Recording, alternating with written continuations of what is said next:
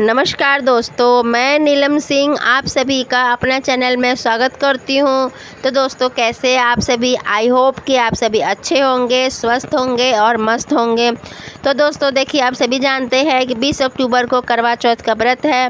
तो करवा चौथ, देखिए मैं सबसे पहले आपको बता दूं कि करवा चौथ का व्रत भादो मास के कृष्ण पक्ष की चतुर्थी तिथि को मनाया जाता है। सभी सुहागन महिलाएं अपने पति की दीर्घायु के लिए करवा चौथ का व्रत रखती है।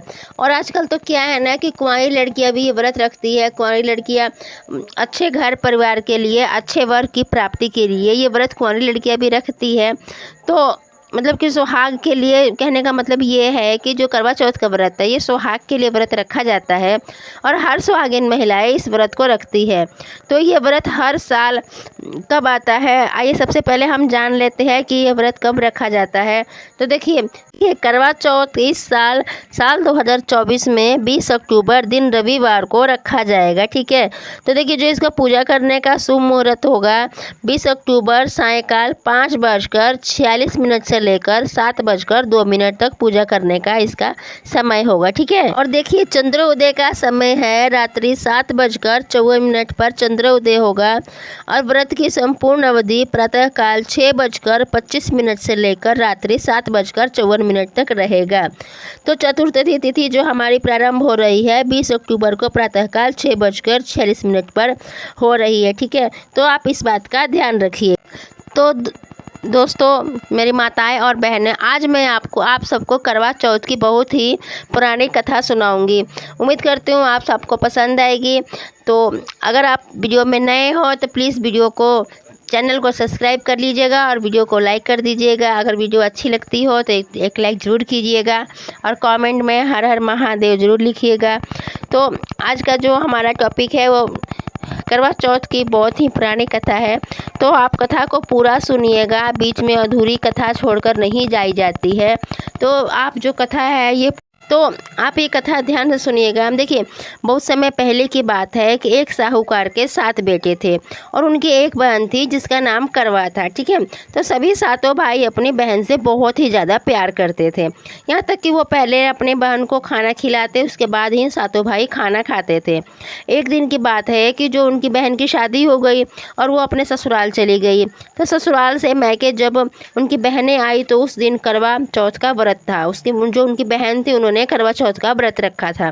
तो उस समय सेठ साहूकार की पत्नी और सातों भाभियां उनके बहन व्रत रखी थी करवा चौथ का। मतलब जो उनके भाई थे, उनकी भाभियां थी ना, तो उन्होंने सबने व्रत रखा था। तो भाई लोग उस दिन व्यापार के लिए बाहर गए थे। जब शाम को व्यापार से घर लौटे तो उस दिन अपनी बहन को देखकर बहुत ही ज़्यादा खुश हो गए, क्योंकि उनकी बहन ससुराल से आ चुकी थी उस दिन। और खाना लगाया गया शाम को खाने के लिए। सातों भाई खाना खाने बैठे तो उन्होंने अपनी बहन को कहा, आओ बहन तुम भी खाना खा लो। तो इस पर बहन ने कहा, नहीं भाई, मैंने करवा चौथ का व्रत रखी हूँ, मैं अभी खाना नहीं खा सकती हूँ, आप लोग खाना खा लीजिए। बहन काफ़ी बेचैन थी क्योंकि उन्होंने व्रत रखा था तो उन्हें भूख प्यास लगी थी, तो भूख प्यास से व्याकुल हो रही थी। तो बहन ने कहा, भाई जब तक चंद्रमा को अर्घ नहीं दे लेती हूँ तब तक मैं कुछ नहीं खाऊंगी और ना ही कुछ पीऊँगी। तो सबसे छोटे भाई को अपनी बहन की यह हालत देखी नहीं गई और वो दूर पीपल के वृक्ष पर, मतलब जो उस गांव में पीपल का वृक्ष पेड़ था ना, तो उस पीपल के पेड़ पर उस पर एक दिया जलाकर एक छलनी से उस पर रख दिया। और दूर देखने में, जैसे दूर से देखने में वो ऐसा लग रहा था मानो चांद निकल गया हो। ठीक है। मतलब कि दूर से देखने पर ऐसा लग रहा था ना कि वो चंद्रमा निकल गया हो। उसके बाद उसने अपनी बहन को बताया कि बहन आओ देखो, चांद निकल आया है, आओ पूजा करके भोजन ग्रहण कर लो। यह सुनकर बहन उनकी बहुत खुश हुई और छत पर जाकर चांद को देखने लगी और उसे चंद्रमा समझकर अर्घ देती और अर्घ देकर खाना खाने बैठ जाती है।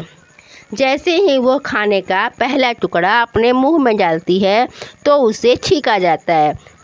दूसरा टुकड़ा जब वो मुंह में डालती है तो उसके खाने में जो है ना वो बाल निकल जाता है। और जैसे ही तीसरा टुकड़ा अपने मुंह में डालने की कोशिश करती है तो उसके पति की मृत्यु की समाचार उसे मिल जाती है और वो और वो बौखला जाती है और बेचैन हो जाती है कि मतलब ऐसा कैसे हो गया। ठीक है, तभी उसकी भाभी है उसकी सच्चाई जानती थी और उसको सारा सच्चाई उसकी भाभी ने उसको बता दिया। करवा चौथ का व्रत गलत तरीके से टूटने के कारण देवता लोग उससे नाराज हो गए हैं, तो उन्होंने ऐसा किया है। इधर करवा भी इस सच्चाई को अवगत हो गई थी। सच जानने के बाद उसने निश्चय किया कि वो अपने पति का अंतिम संस्कार नहीं होने देगी जब तक कि करवा की पूजा पुनः अपने पति को जीवित न कर ले। वो अपने पति के शव के पास ही बैठी रहती थी और हमेशा उसका देखभाल करती थी।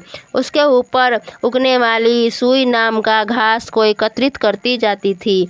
1 साल के बाद फिर करवा चौथ का दिन आता और उसकी सभी भाभियों ने करवा चौथ का व्रत रखा था। जब भाभियाँ उसे आशीर्वाद लेने आती तो वह अपनी प्रत्येक भाभी से कहती कि यम सुई ले लो, पीड़ सुई दे दो, मुझे अपने जैसा सुहागिन बना दो, ऐसा आग्रह करती। लेकिन हर बार भाभी उसे अगले भाभी का आग्रह करके चली जाती। इस प्रकार जब छठे नंबर की भाभी की बारी आती तो वह उसे बतलाती कि यह सारा व्रत छोटे भाई की वजह से टूटा है, तो उसकी पत्नी में इतनी शक्ति है कि वह तुम्हारे पति को दोबारा जीवित कर सकती है। इसीलिए जब वो आए तो तुम उसे पकड़ लो जब तक वह तुम्हारे पति को जीवित न कर दे। उसे जाने मत देना। ऐसा कहकर वह चली गई। सबसे अंत में जब उसकी छोटी वाली भाभी आती है और वह उनसे सुहागिन बनने का आग्रह करती है, लेकिन वह टाल मटोल करने लगती है। उसे देखकर करवा उसे पकड़ लेती है और अपने सुहाग को जिंदा करने के लिए कहती है। भाभी उसे छुड़ाने के लिए बहुत ही ज़्यादा मुश्किल कोशिश करती है, पर वह करवा अपने आप को छुड़ा नहीं पाती। अंत में करवा की तपस्या को देखकर भाभी उसकी जो है वह पसीज जाती है और अपनी छोटी उंगली को चीरकर और उसमें से अमृत उसके पति के मुंह में डाल देती है। करवा का पति तुरंत श्री गणेशाय कहता हुआ बैठ जाता है। इस प्रकार प्रभु की कृपा से माता करवा को उसका सुहाग वापस मिल जाता है। हे माता गौरी, जिस प्रकार आपने करवा के पति वापस चिर सुहाग का आशीर्वाद दिया है, उसी प्रकार से आप हमारा भी चिर सुहाग का आशीर्वाद दीजिएगा। आपसे मिला है वैसा ही आशीर्वाद सभी सुहागिन महिलाओं को दीजिएगा। बोलिए करवा माता की जय। सभी सुहागिन महिलाएं इस व्रत को करने के बाद करवा चौथ की कथा जरूर सुनिएगा और कथा अधूरी छोड़ करके बीच में मत जाइएगा। करवा माता की जय।